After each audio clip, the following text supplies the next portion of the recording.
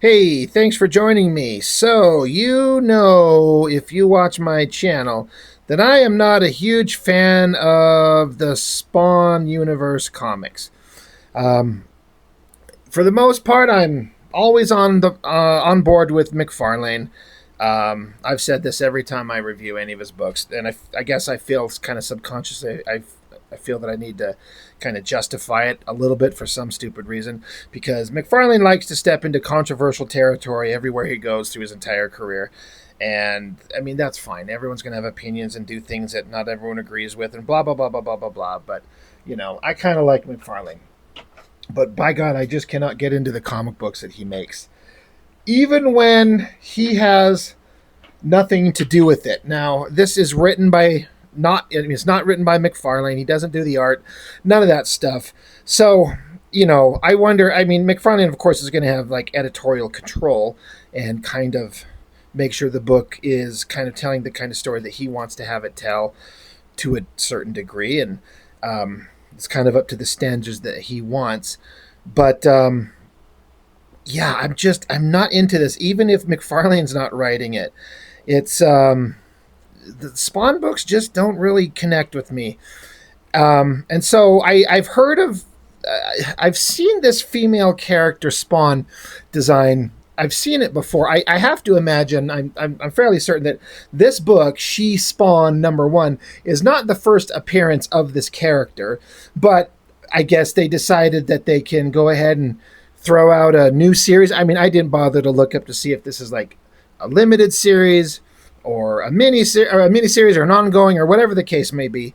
I don't know. I kind of suspect. I don't know that McFarlane ever throws out a book with the intention of it being a mini series. It feels like he's like, we're going to do a new book and it's going to be an ongoing until there's, maybe it's not selling enough to make it worth printing anymore, I'm guessing. So again, I don't know what the backstory on this is. It's just in the Spawn universe, it's #1. It's a girl Spawn, apparently. I'm like, let's just get it. Let's see. Let's give it a fair try. Let's give it a fair shake just to see how it kind of looks and feels. And so I did read it. And again, with anything else, it's certainly fine. I know I say that about, a lot of things. It's not a terrible comic by any means. But for me, I will not be interested in picking up any more of these, just based on the entirety of issue 1. Well, all right. There is a little bit of it's the cliffhanger at the end of the book that caught my attention. It's the literally one and only thing that caught my attention and made me go, "Oh, huh, okay, a good cliffhanger. You got my attention. I am kind of curious. I guess I should say that. So maybe just to find out what happens, but I don't know, man. Oh, pardon me. I'm yawning over here. The writing, the art's fine. It's the artist is very talented and skilled because, of course, McFarlane only hires the best, and the writing,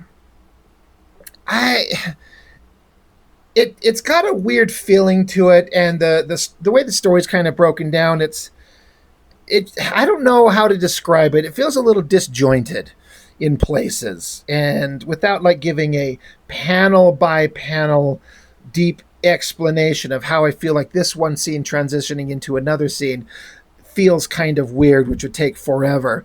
I don't know. This is something you just kind of have to judge on your own. But yeah, She Spawn. Now I gotta say, that sounds stupid. She Spawn?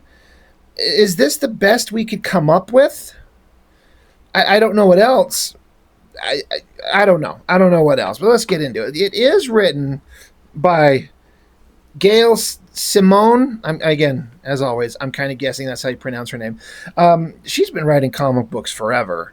And so, an experienced writer, a name, not just some random person that McFarlane found at a bar who's like, hey, I like writing things about death and guts and horror. And McFarlane's like, okay, bud, I'm going to give you your own new comic title. So, if I've ever read anything else that she's done, though, I don't remember it. I just know that she's written a bunch of stuff. Artist is Ig Guara. Never heard of this person. Colored by Robert Nugent. Never heard of that colorist. So, okay. So it starts out with the shot of a bunch of Spawn universe characters. And the text starts out, it's the inner thoughts of the girl. Says, we are the Scorched. We have a military / espionage background of some sort. I've been trying lately to think of a way to describe what we are. We're not exactly covert looking like this. We're not heroes, not with our body count. I guess the best, truest way to describe us, we are a 6-pack of assholes minus 2.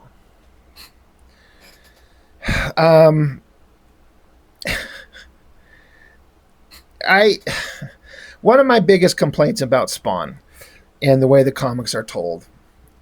If you watch my channel and you listen to me rant about this shit, you probably know where I'm going to talk. What I'm going to mention here.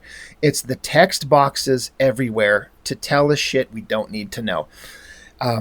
This is not as egregious as McFarlane's writing can be, and some of the other guys that he's brought on historically. And I also completely understand the need to. This is the first issue. We've got to establish a lot. We've got to communicate a lot. So some text boxes are going to be necessary. Also, my complaint about text boxes are more. I have a more of a problem when, like, this text is the thoughts of the girl herself. That makes it a little bit better because we're actually getting into the thoughts of the character. But a lot of time the text boxes are just like narration from nobody. It's not the thoughts of anybody. It's just text boxes telling you things. That's the version of text boxes that drives me nuts. When it's not from the voice of anybody, it's just telling you shit. So having it be the thoughts of the character is better. And again, it's in issue 1. So, is it going to continue on and is it going to drive me nuts as we go on? As an opening splash page, I was like, okay, it looks like Spawn stuff. Like McFarlane has characters with a particular design aesthetic, and especially this like green magic shit. I don't know. It's something about the way his books look. It feels like a Spawn universe thing. And I can't really define it exactly, but I also know that it doesn't really capture my attention in a way that makes me go, oh, that's awesome. But it's an okay shot. There's the girl jumping at you, guns in hand. I was like, oh shit, Haunt? Remember Finger Jizz? He fights the goo out of his fingers, fires the goo out of his fingers. And I'm like, I don't know who this big guy is. And then this guy, I remember seeing him in Spawn books, at least some design of that. It's a pretty good design, but I can't remember the name. But they will tell us. So we go from splash page to double splash page. Her inner thought text continues. She says, let me introduce you to them more formally. Redeemer, Heaven's special ass-chasm. And I am not making up that text. I am not exaggerating. That is literally what it says. I get this supposed to be kind of funny. It's coming from the perspective of this girl. And of course, the inner voice of this girl, she's got a kind of a sense of humor-ish about the way she thinks. Sometimes that kind of narration can work. Sometimes it doesn't. Sometimes I kind of wish that everyone would just shut up and we would let the visuals tell us what we need to know and just have the characters speak. And then let us hear their words. This really drives home a way that I like comic books written on a personal level, which is no text boxes, just visual storytelling and dialogue, not inner thought text boxes everywhere. But these are comics. This is a storytelling method. It's been done since the creation of the comic book as an art form. It's how it goes. I get it. But the term, Heaven's special ass-chasm, I don't know what that means. Also, I guess I should say, it says we are the Scorched. I seem to remember there being a book out there in the Spawn universe called The Scorched. I didn't know what it was, but I'm guessing the book was about these characters. And I guess it's kind of an interesting idea. You take a bunch of Spawn universe characters and then put them together in a team and call it The Scorched. I think that could work. Then you got Medieval Spawn, a ye old asshole. I'm like, oh, clever, because it's Medieval Spawn. Now, that design on the character is different from what I kind of remember from that old Medieval Spawn book from forever ago. And I think there was some legal troubles with those books and the Medieval Spawn, so maybe he changed the design around. I don't know. Whatever. Medieval Spawn. Also, Medieval Spawn died. The Violator killed him. So this could be some other version. I'm not really concerned with, like, he's alive. How would he, how is he alive when he was dead? I read those books 30 years ago. I haven't been keeping up on the characters. Anything could happen. So a ye old asshole. Then we have Haunt, an asshole or two, really a rectal twofer. I'm like, oh, God. Ugh. This is getting kind of rough. And then her and me. I'm Jessica Priest, awkwardly codenamed She-Spawn. Maybe the biggest asswipe of the entire Sorry collection. So, again, the name Jessica Priest. I'm like, wasn't that the name of the girl in the Spawn movie? And so it got me thinking about how, in my headcanon, Chapel killed Spawn, Rob Liefeld's character, because that's what happened in the books. But then everything happened with Image Comics 1,000 years ago when they kicked out Liefeld and all that stuff. And then McFarlane kind of retroactively changed the history of his characters because he doesn't want to have to be tied to Liefeld's character as an explanation for who killed Al Simmons. And I get it. There was a time when they were up each other's ass and were not best friends. And it seems like that kind of chasm has mended itself and everyone's kind of cool with each other now. But I guess, McFarlane redid the story to not have Chapel have killed Al Simmons, but it's Jessica Priest. And so that's the name that I remember. And I do appreciate that they actually acknowledge her code name kind of sucks. Awkwardly named She-Spawn. Okay, at least the acknowledgement of it, I'm like, okay, I'll let it go now. We're saying it. So they're slaughtering something. I guess I should say, as a double page spread. This artist, he's good. I'm more old school where I kind of like to be able to see like the black and white line drawing from the artist rather than it looks like the colorist has digitally painted over everything. That's just a personal thing with me that I prefer. And so it makes me kind of not enjoy this art as much. All the figures are great. The storytelling seems pretty solid. It looks good, but Spawn comics, like I'm saying, just have an aesthetic that I don't get into. But all these guys, the Scorched, they're slaughtering a bunch of like undead zombie creature things, which would make sense, I guess. Sure, that's cool. So she's there with her guns, shooting things, and then her inner thoughts kind of keep continuing. She says, and here's the worst part of that. We're the good guys. Heaven help the righteous. Why? God damn it, why? I've been here before, lots, ankle deep in enemy corpses, except these smelly bastards are already dead. So she's asking one of these monster things. She says, tell me, or I swear I'll bury you in New Jersey and your nuts in Long Island. I thought that was kind of funny. Like, I don't mind that. Zombie creature says, what do you wish to know? She says, you know exactly what I want. The kid. Why'd you take the kid? And the monster says, as an experiment to appeal to our maker. It did not succeed, and she did not survive. And so they cut to the scene of like a pentagram surrounded in flame, silhouetted monster things, and apparently the kid who's missing. And the monster saying, we tried this thing, trying to do a thing, but it killed the kid. So then She-Spawn continues. She says they call themselves the DOA, human leftovers. She's got the sword pulled out at the guy's throat, and the monster says, our lords will have us try again. And again, there are unwanted children everywhere.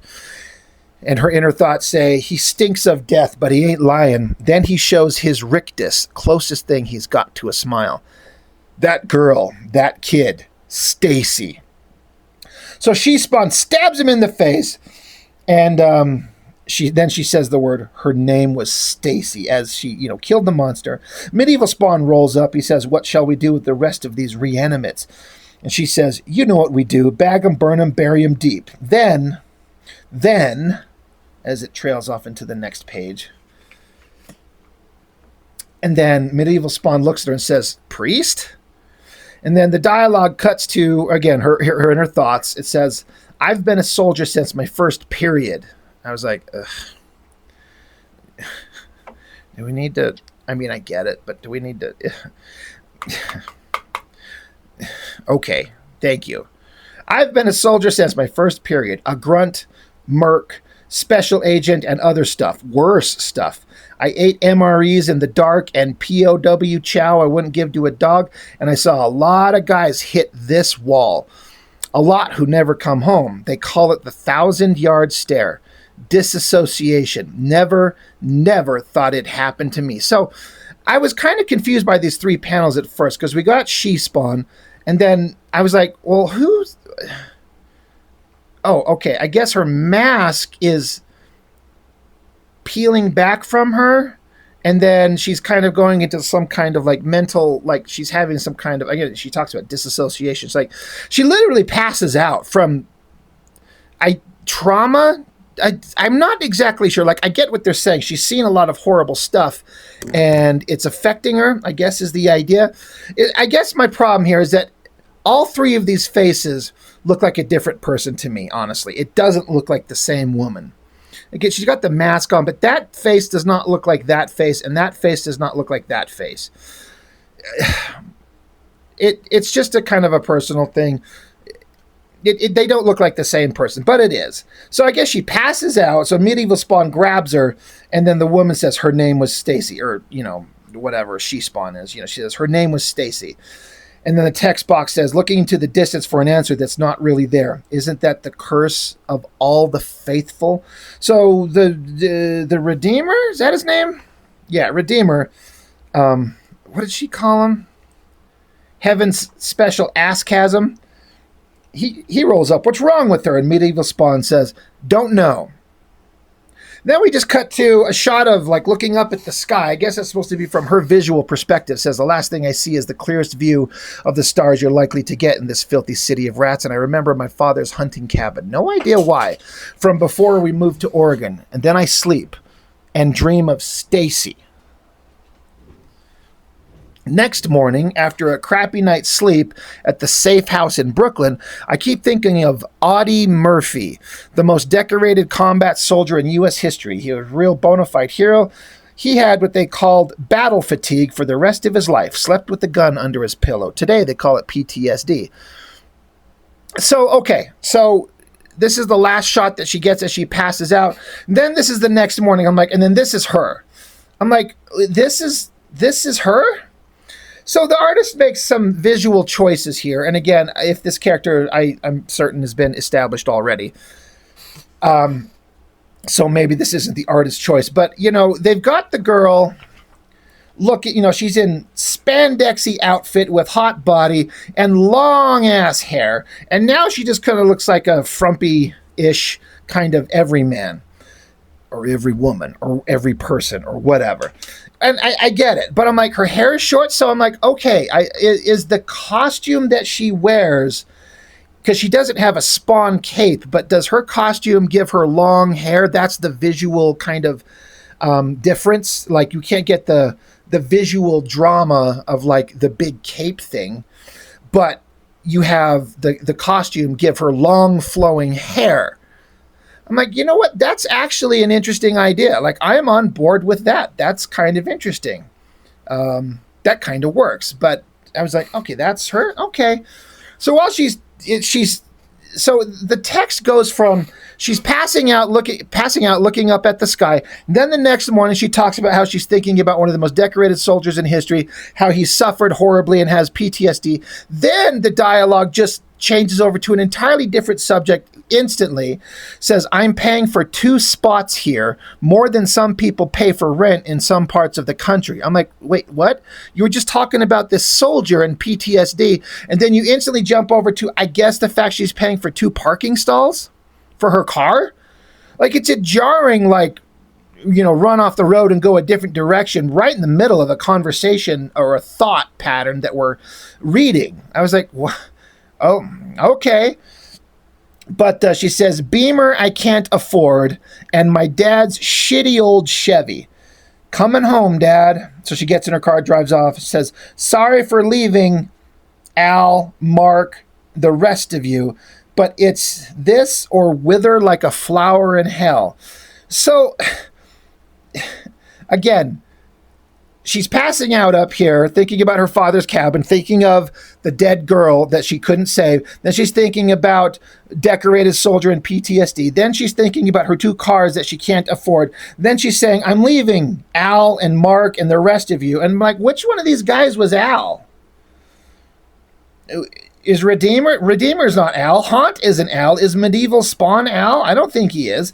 So I'm like, where does Al figure into this? Again, maybe it'll explain. I'm sure it's been explained in other books, but this should tell us already. But she's going through some shit. She's got to get away and do her own thing. But again, the text, the story is just jumping all over the place. It's a storytelling choice, and I'm not a writer. I do write my own crappy indie bullshit stupid comics, and I'm not trying to compare myself to a professional, experienced writer, but again, it was kind of jarring. It kind of felt weird to me. So she continues on. She says, stop to pick up some gear. Jessica gear. Then I hit the road. Hours later, I might as well have never been in New York City at all. I think about all the unsolicited advice my squad would give me. Medieval said I should get drunk. Redeemer said I should get scourged, which I don't know what that means. Is that getting, like, booty piped? I don't know. And Haunt says I need to get laid. All right, well, he's telling her to go get booty piped. And she's like, hell, I find an open bar and a willing hand. I might get me all 3. All right, she could get drunk, laid, and whatever the fuck scourged is. She pulls up to a gas station out in the middle of nowhere. And then she says, I swear these are the exact same stations all over the country, like a giant robot squats them out. As she walks inside the place, she says, I've never been in here, yet I could tell you exactly where everything is, even the pisser. Used to be a place like this, had a wall of nickel and candy and 2 racks of comic books. Closest thing to heaven a forgotten kid like me could get. I do remember being a kid and just seeing a wall of, like, candy bars and comic books and just wishing that my parents could hook me up with a few bucks, and I was like the happiest kid ever. So that I like, identify with that. And of course, some not jock douchebags, but just douchebag dudes roll in the front door. And the guy looks to her and says, hey, sweet cheeks, nice truck. How much does it cost you to park at the dump anyhow? Oh, of course we got to have girl, boss girl out doing her own thing. And we got to have some dude roll up and be an absolute fucking prick. Because that's how things go. And she says, hey, I like your truck too. I bet you can fit all your tampons in the bed of that thing. And then the inner text says, this shitball asked for it. And the thing is, I know what he's going to do before he does. Poor bastards caught me on a bad night. So the guy tries to punch her in the face because this is a normal thing. He's like, you bitch. And she's like, that's original. So she reaches behind her into the fridge cooler, grabs looks like a can of some kind of, carbonated probably drink, something or other. She says, I'd be offended if it weren't so damn astute. Okay. So she busts the drink across the guy's face. She says, chorus, if you don't mind me saying, I think you're a bit of a bitch yourself there, pal. All right, bust up the asshole. Then she says, then I thought, I bet I'm not the first woman he's tried to hit. So I bounce his head off the ice cream freezer for a pleasant few seconds. There's his ass bent over the counter. And his other douchebag dude buddies are kind of got a look in shock as she rolls up to the counter and says, hey, got any half decent bourbon there, sport? Couple of scratch offs too? Luck's got to change, right? So then she's walking outside and the text says, see, I'm a hellspawn. I didn't ask for it. Can't wait to ditch it. But I've got this little girl living with my mom up in Eastern Oregon, and to keep her protected, I'm assisting Spawn. He's not much to look at, I'll grant you, kind of a butterface situation at best. And I'll be honest, we didn't always get along so good. So I'm like, okay, this is clearly, there's a backstory here. Got it. While she's having all these thoughts, she walks outside, and presumably this is the vehicle of the guy she just fucked up. She pulls out her knife, flattens his tire.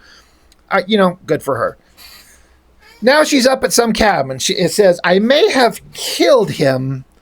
Kinda don't really remember. I guess she's referring to Spawn, referring to Al Simmons. I may have killed him, kinda, don't really remember. It's okay, he's gotten over it, though he might have a little hard feeling about it. Guess you could blame my dad for what I am today, good and bad. Tracker, hunter, shooter, I could field dress a buck myself at age 8. Won't say he was a good man, but he was there. So she's bringing all her groceries inside to the cabin. She's digging through the shit that she got from the gas station. And she's like, hey, where's the liquor? And then at the front door, there's some goofball fucking creeper.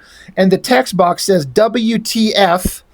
And he's like, hey, y'all looking for this sweet darling? I took the liberty, not exactly off of the top shelf, if I'm being honest. So she grabs a knife and runs up, puts the knife to his throat, says, all right, tell me who the fuck you are, or you get the squealer's smile.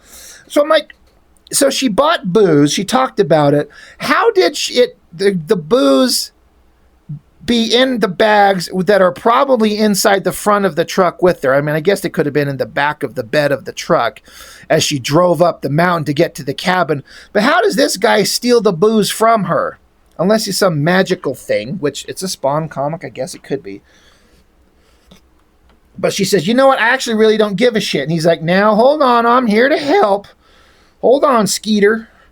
We don't want any trouble unless you don't care about your poor little daughter, of course. And the text box says, oh, you clever little bastard. He just said the one thing that kept him from needing an undertaker. He's like, that's more than fair, darling. I'm Stick. Stick Candy. I'm like, oh, Jesus Christ. This is the name of creepy guy showing up. His name is Stick Candy. Cool. Purdy as a lollipop and twice as sweet. Anyway, there's this, well, they call it a church, but I call it a cult. They got this kid. He's supposed to save the world. He's tugging back on his booze, and then we cut to a scene of a city on fire. His narration continues, except the cult, see, they don't want him to save the world, so they took him from his family. They're trying to brainwash the little fella. Back to her, she's like, I want to think he's lying, but something inside me tells me he isn't. So she says, what do you want me to do about it? And he's like, well, you get to be the hero. You rustle him out of that compound, escort him home, then let him grow up so he can save the world. She's like, well, what if their brainwashing has worked? And he's like, well, then you take the little Dickens and you shoot him right in the head. Can't say for sure, but that's your best chance to save your daughter and everyone else, of course. So she's like, the woman in me wants to believe he's lying, but if it means saving my daughter, I'm in. So she's like, okay, fine. Whoever you are, stranger, showing up and saying somebody's got a kid and he's going to destroy the world and you got to go save him. And she kind of didn't vet this guy or try to why do you just believe this strange fucker that shows up? This is another story point to me that kind of felt a little weird. She's just like, okay, let's go. You don't know this guy. And you don't know if anything he's saying is true. So it makes her seem kind of stupid. But maybe she's got otherworldly perception that I don't. He's like, gather your gear and don't worry about your ride. I got you all the way. And he's like, all right, Stick, one question. Why me? He says, couldn't be nobody else, honey cake. You'll see. Close your eyes. You don't want to see this trip. All right.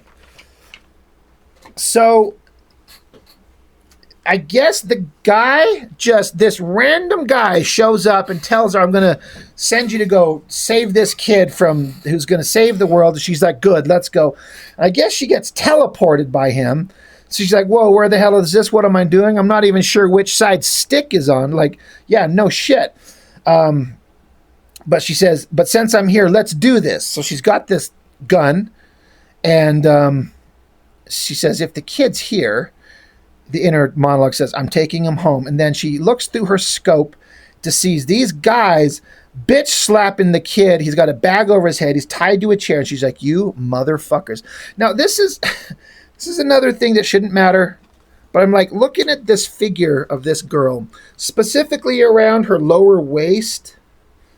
She looks a little soft and squishy in her midsection, which is fine. Like she's certainly in fine physical shape for a real human girl. But once she gets into her Spawn outfit, it's like she turns into a rock hard, super hot body girl. I wonder if that's like an intentional thing from the artist, which I get. Like we don't need to have every character be like super hot supermodels every time. But I was looking at this, I'm like, she's a little soggy around the midsection, just a bit, and that's not a complaint.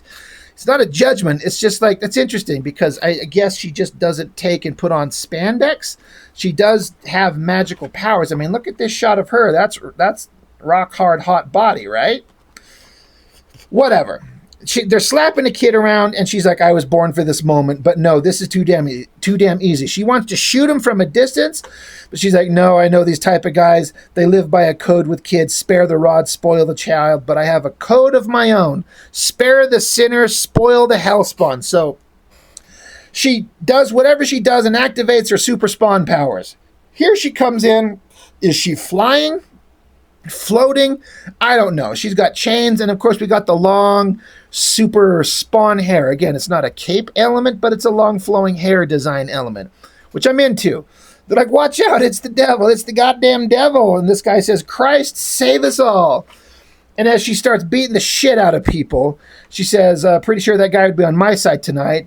So she's burning these fuckers to death. Now, they were beating a kid up, so I mean, maybe they deserve it, but she's exacting vengeance without really knowing the situation. Burning people to death. I mean, again, it's set up like they're beating a kid. They kidnapped a kid, got him tied to a chair, bag over his head. That's about as horrible as you could get, so I guess we just slaughter him. That's fine.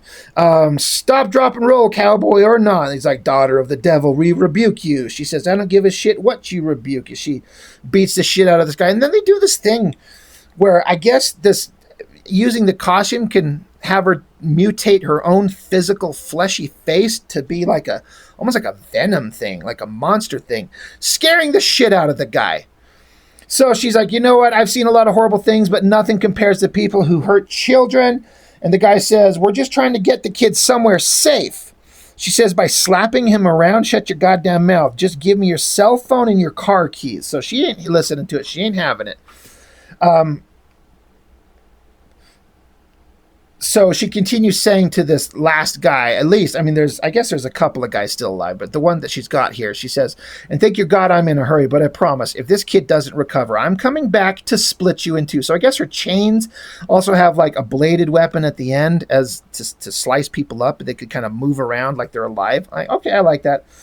And so these guys say, you're wrong, you don't understand. That child is going to bring the end times. So she magically manifests like a ectoplasmic goo gun or something. She says, I'll take my chances. And she shoots, I guess, them? It's off screen. I guess she's shooting them. She said, take your mask off, kid. We need to go. Head for the truck. But the kid, I guess he's trying to get the mask off. She tells him to take it off, but I guess he can't. She said, get your head down. You hear? Head down. And she's trying to get to this old rust bucket truck. And then she gets in it and she's driving away. And then she's like, holy shit, they're not aiming at me. They're aiming at the kid. So there's more of like these weird rando religious nuts, but they're shooting at the kid. They're trying to kill the kid. So, she has her Spawn costume vanish off her. She says, we're clear, kid, I think. Do you know how to get out of here? And she's like, no, they grabbed me off the bus. She's like, okay, it's okay. Just relax. You got a name? And then she turns and looks at the kid, and the kid says, it's Al. Al Simmons. And so here's this kid who's beat to shit. And he says he's Al Simmons, like Spawn? And that's where the story ends. And just a big black page, no text, no nothing explaining anything. I've talked about this recently in comics. I wish they'd put something in here explaining to us like what the meaning of this book is, why it exists. And again, some creators think that the only thing they need to do is just put the work out there and let the work stand on its own. You don't need to hear any words from me. You either like the comic or you don't. And I respect that, but I connect more comics when they like tell me a little bit about it and kind of give me a reason to want to keep picking it up. I was not into this book necessarily. Again, like I said, it's fine. It's not a terrible thing. It feels a little kind of cliche, honestly. But the only thing that stopped me is this last page here. This is Al Simmons. I mean, like this can't be Al Simmons, but it would be kind of different if it actually was somehow. So this has got me kind of curious about what's to come. That last moment right there made me go, oh, is that actually what's going on? I don't know. So I don't know that I'll pick up another issue of this, honestly. I would like to read it, but I don't want to pay $4 for a book that I'm kind of like, it's kind of iffy on. It's not blowing me away. So I don't know. I don't know. Let me know what you guys think about this. If any of you read this, is it interesting to you? McFarlane likes to push a bunch of books. He's pushing his Spawn brand as hard as he can, and he's been doing it for decades, so good for him. So She-Spawn, #1. It is what it is. That's all I got. Thanks for watching. See you next time.